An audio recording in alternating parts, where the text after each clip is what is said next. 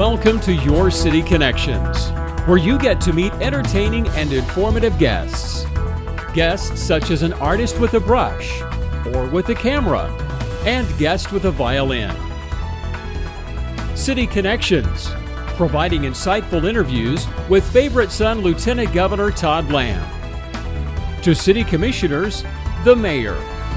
Interviews with a rodeo queen, to beauty queen, and even a NBA player. Now, join Steve Kime as he discusses another engaging topic on City Connections. Hello again and welcome to City Connections. I'm Steve Kime and thank you for joining us. As I tell you every week, I have the best opportunity or the best job, if you will, interviewing some great people. They have a connection to Enid, and that's fun, but they get to come back. They get to come home and they get to share their story.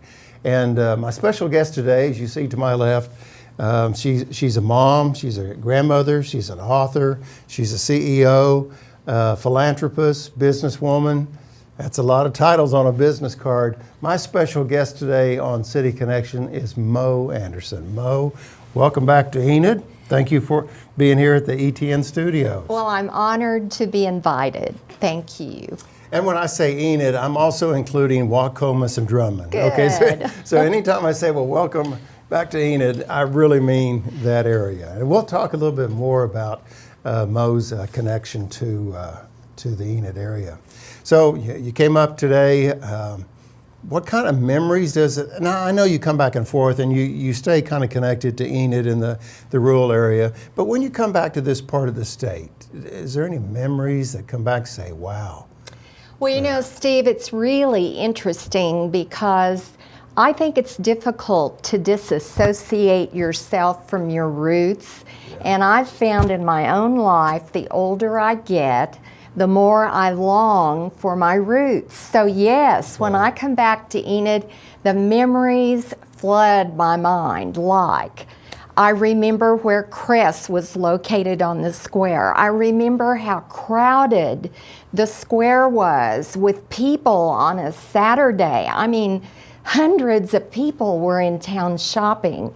If I got to go to the west side of the square and buy something from Newman's department store, it was a great day.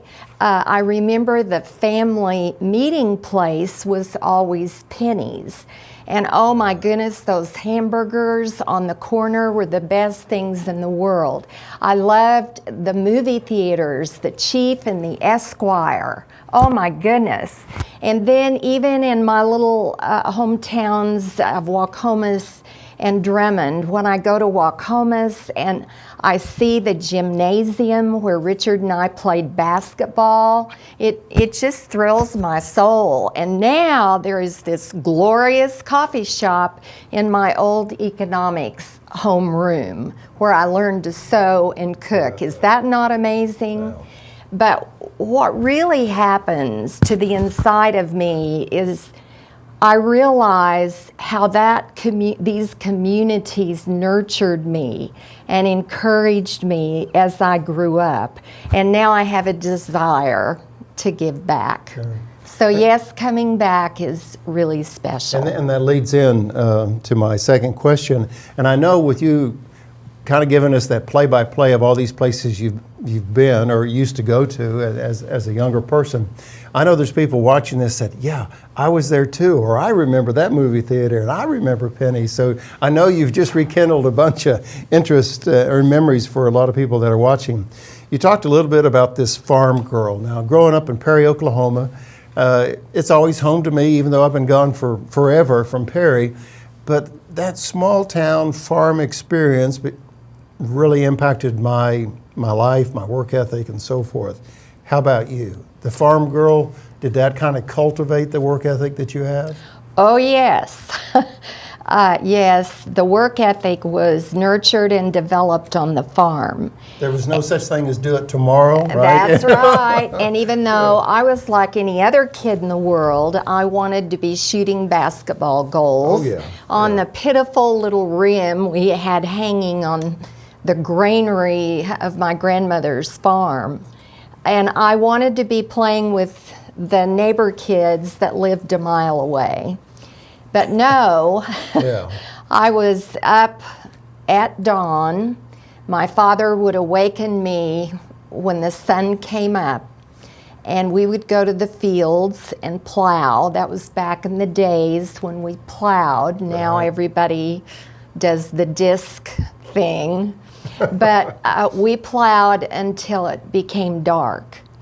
And so during the school year, I milked my cows in the morning before I went to school, and then when I came home, I had the chores to do. At the age Doesn't of that sound like so much fun? at the age of 6, my job was to walk down that wonderful pasture lane and bring in the livestock. And of course, I used that lane to dream. Yeah, very good. I like that. Well, tell us a story about Mo, as in the first name. A good friend of mine in Tulsa, her name was Imogene, but we called her Imo for short. And I think there may be something similar to why they call you Mo. Well, my real name is Imo Zell. And so in high school, a few of my basketball friends would call me Imo. Okay. When my parents delivered me to the doorsteps of Oklahoma College for Women in the fall of 1955, I met a girl coming down the steps. She said, "What is your name?" I said, "My name is Imo Zell, but people call me Imo." And she looked at me kind of funny and she said, "Well, I'm going to call you Mo." About 10 seconds after that, another group of girls came down the steps and she introduced me as Mo, and it stuck. How about that? So everybody calls me Mo, That's great. almost everybody. Well, one credential that maybe some individuals do not know about you, they may be familiar with your realty world or your realty accomplishments, but you were a school teacher. Oh, and that yes. goes back, I guess, to the beginning, from after college, a school teacher in Esponca City, is that correct? Yes. Okay, was a music teacher? After I graduated from the University of Oklahoma, I became a public school music teacher in Midwest City at Traub Elementary School. And then after Richard graduated, we moved to Ponca City. And I had the joy of teaching in a music teacher's paradise, Ponca City, Oklahoma. It was just glorious. I had the children every single day. I actually taught them to sing in 3-part harmony. I was able to help them learn to identify all the instruments of the orchestra. And we put on performances at Christmas time. The gymnasium was filled with people, not only from Ponca City, but from other neighboring communities who had heard about my children. And every Christmas, even to this day, I get a little bit nostalgic because I miss my kids. How about that? This may probably be the most difficult question for you, but how did you go from Ponca City's school teacher, music teacher, to an executive within the real estate industry? In 20 words or less, how did you do that? Oh dear. Well, in 20 words or less, Because we'll talk more about real estate later. But I have a husband who looked at how hard I worked as a teacher, and I couldn't make very much money. And he could see talents and abilities that I had that he thought would be applicable to the business world, and I never dreamed I could be a businesswoman. So it was a case where my husband encouraged me to move into the real estate industry, and my goodness, how glad I am he did. things have taken off from there. So the lesson is, it's so important to have an exhorter or an encourager in your life. Well, that's right. Someone who has a vision of what you can become when maybe you can't think of the vision yourself. Very good. Our special guest today on City Connections is Mo Anderson. Mo lives in a couple places, I think in Texas with her husband and also in Oklahoma City area, but also has still a strong connection to Drummond and Wacomas in the Enid area, and we're just so thrilled to have her in the ETN studios today. I noticed looking at the Keller Williams website that there was a phrase or a term that they called you the Velvet Hammer. And that's a name for you? They often refer to me as the Velvet Hammer. Okay. And the reason they do is because in building a company, one must develop standards, but you not only develop them, you hold people accountable to hold to those standards. And I have a reputation of being non-compromising on standards. Oh, so you're one of those that hold people accountable. Oh, okay. I get it. And they have bracelets that they wear in some regions that are WWMD. You know what that means? No. What would Mo do? Very good. And oftentimes the leadership in the different business units that we have across the world, they will say, well, what would Mo do? What would Mo say? And so, therefore, I came by the name of the Velvet Hammer. Okay. Because I love on them before I hit them, so to speak. I don't mean that literally. And that's a takeaway for me today. You love on them before you hit them. Okay, I understand. Our special Before guest. you hit them with the standard. Yes, I got it. Again, our special guest, we're so glad that she visited the ETN studio today, is Mo Anderson, Enid area native, Wacomas and Drummond, but also continues to be a big part of communities wherever she's at. We'll talk about her new book that's coming out, or it is out, I should say, and a little bit more about giving back to the community, and that's all coming up on City Connections. And we'll be back right after this.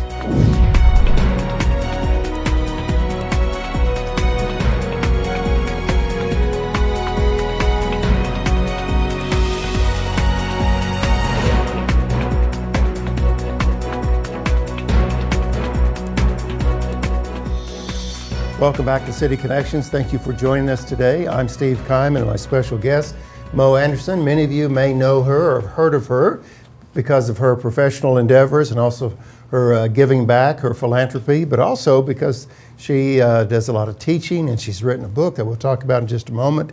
You started out as a school teacher and got involved in the realty world and have just been mentoring so many individuals in that arena. And now I understand that you continue to teach, you do seminars, you travel the country, and you continue to impact individuals that way. So teaching never left you then, right?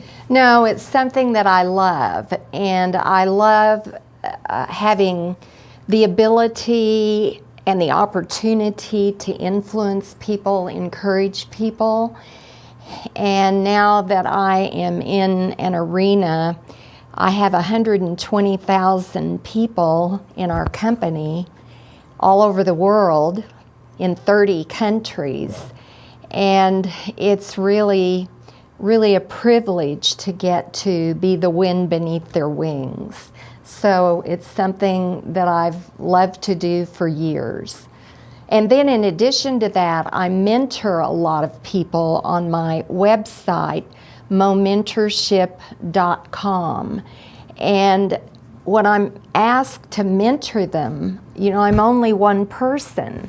And when you have thousands of people asking you to personally mentor them, I'm so thankful for technology because this way I can touch the lives of many in one activity. Well, I appreciate you being here today because I was selfishly wanting to find out more about your new book. It's entitled A Joy-Filled Life, Lessons from a Tenant Farmer's Daughter Who Became a CEO. Now, ladies and gentlemen, you notice on the screen behind us during our interview, we've had the cover of the book behind us, as you can see. Mo, just tell me a little bit, kind of a synopsis, if you will, about the book, what it's all about. Well, I actually wrote it as a legacy for my grandchildren, and I wanted to honor my parents who came out of the Great Depression and worked so very hard their entire life. And I chose to simply share with people the actual lessons that I learned from my parents on that tenant farm, because they have served me so well in my later life.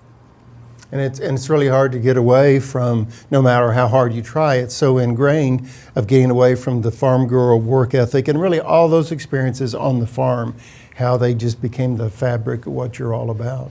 Well, many of the lessons that I share in my book probably aren't being taught today because we live in an entirely different kind of environment and culture. And yet I believe those lessons are timeless, therefore the book. Well, I'll have to admit, I have not read the entire book, but I noticed that you have these momentum builders at the end of each chapter, I believe. Tell us a little bit about the momentum builders. Well, it's just a summary. Catchy name, by the way. Yeah, momentum. Yeah, momentum. Yeah. It's just a summary Okay. of the chapter, and there are many people who have the book who have put together little book clubs. And after they read the chapter, they use the momentum builders, which are points about that particular chapter, to use as discussion points. And it's really been fun to receive the emails and the notes that have to do with their book clubs. And I'm so honored that they would choose my book in a business or a home to talk about those lessons and go over the points at the end of the chapter. Momentum builders. I get it, and I like that. Mo Anderson, our special guest on City Connections. And if you haven't seen Mo in a while, well, you have an opportunity, because on September 10th, Mo will be back in Enid, and you have a book signing event, I believe, at Hastings. And so with everybody that's watching, friends, family, come see you at the book signing. Tell us about some of the, I know you've had several book signings in Oklahoma City. Tell us about the experiences of the book signing events. Well, we had one in Edmond, and about 150 people showed up. Wow, I got that's to a good see turnout. people that I hadn't seen in years, and there were people there that I'd never met before, and I had an opportunity to meet them and make new friends. I've had, I have a book signing coming up in Norman, in Enid, and then there's one that I'll be doing in Tulsa. And I am doing a book tour. I'm averaging about 350 people at each stop, and it's exciting. I give a speech about the book on the book tour. I'll be headed back out to the West Coast in September, and I've pretty much done the East Coast. I think I have 28 more stops to make. Just 28. And then I've been invited to come to Turkey, to South Africa. Some of our foreign markets want me to come there and do the speech. People pay to come hear me speak, and that includes the cost of a book. I see. So the book is selling very well, and I'm really excited about it. I think we've sold in the neighborhood of 15,000 copies so far. That's very impressive. I have about 28 more stops to go. Yeah. Well, I'd like to remind everyone, it took us really several months to get a hold of Mo to get a spot, get 15 minutes on her calendar. She is a busy young lady. And again, keep in mind, you can see Mo at the Hastings. She has the book signing event coming up, and that's going to be on September 10th, right here in Enid. So for those of you that haven't seen Mo in a while, come by and say hello, and I know that she'd appreciate that. Mo, I want to talk a little bit about your philanthropy and giving back to the community and that mindset, but we'll do that right after this. Thank you for staying with us on City Connections. We'll have more with our special guest, Mo Anderson, in a moment.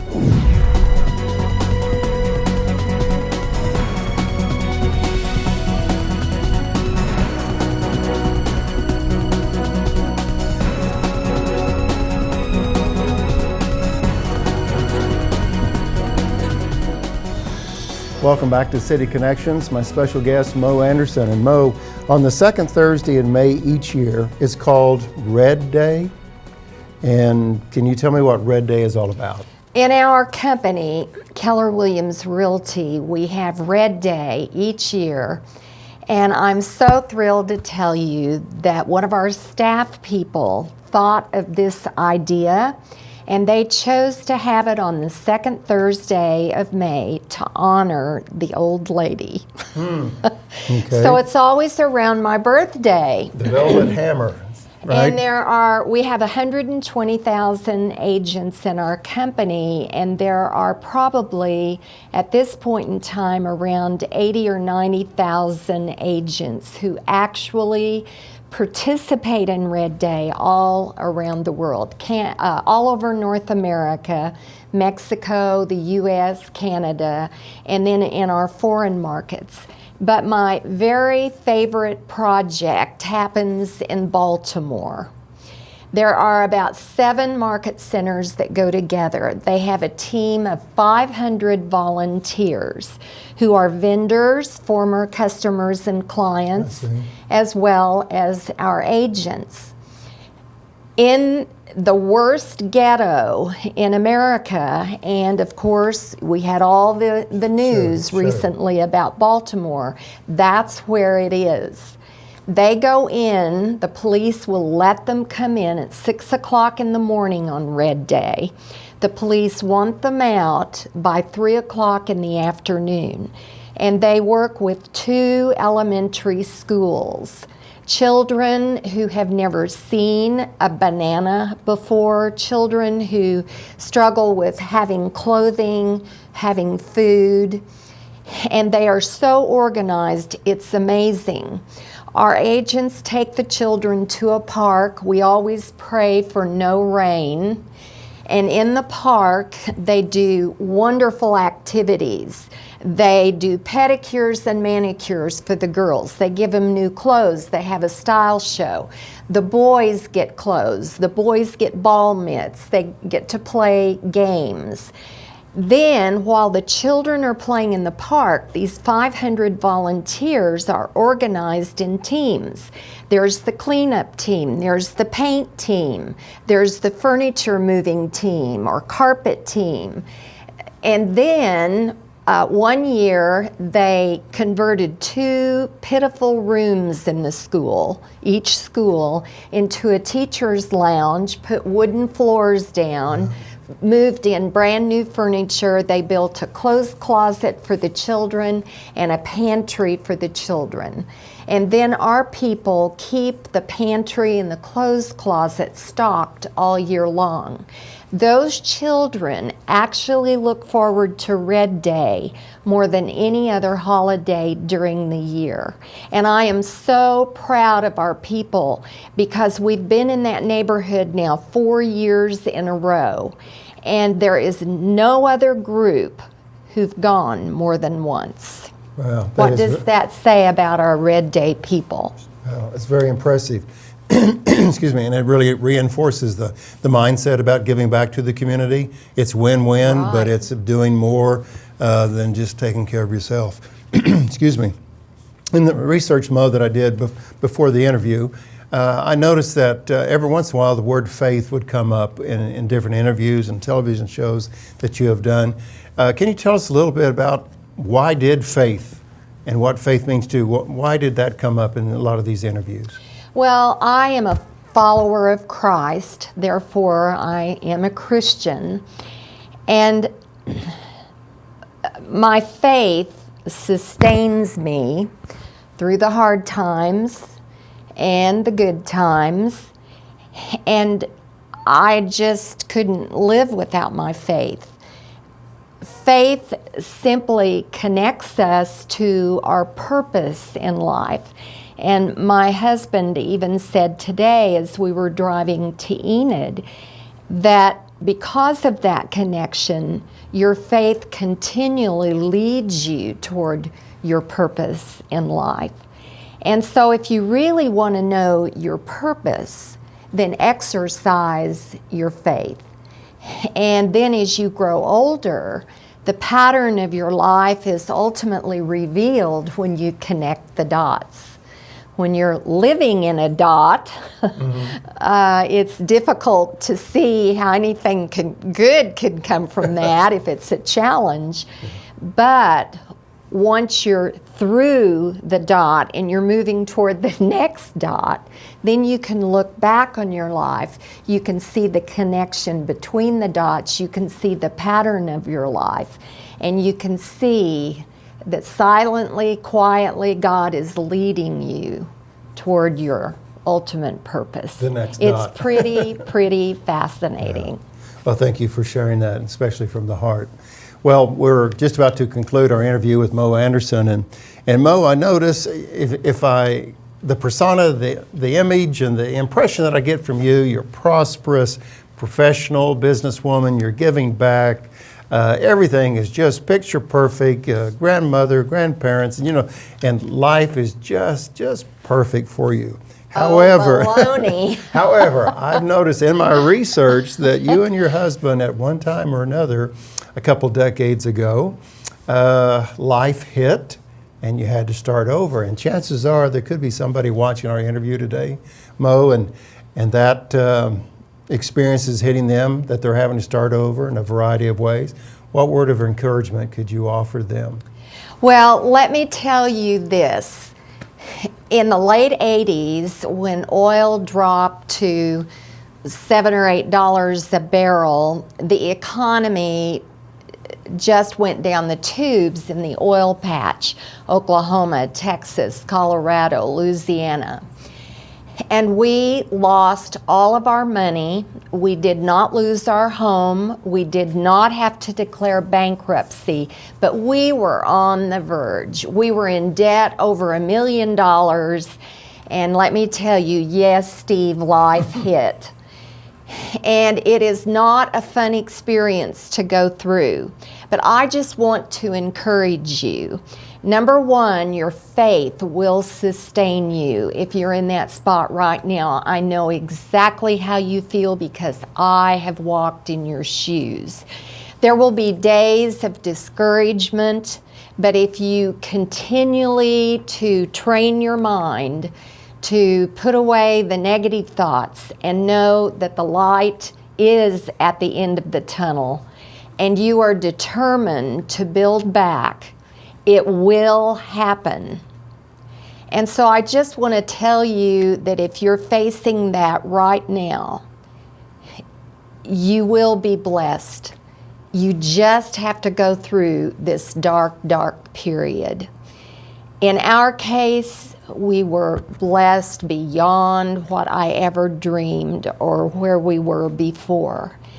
And the lesson I learned in that experience was that we had actually become greedy. Everything was booming and we thought we needed to invest in banking. Well, we lost $500,000 in a bank. We thought that we should become involved in developing. Well, the crash came and we lost money in developing. We were diversified in all the wrong things. And you see, when you go through these periods, there are elements and there are things you absolutely cannot control.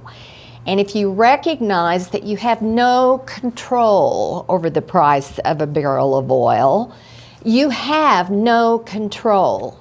And you take what comes, you stay strong, and you work through it.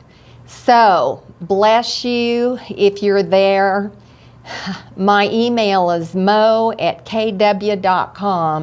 Write me and I'll write you back and encourage you. Thank you. Thank you very much for that word of encouragement. And Mo, just thank you for your time today.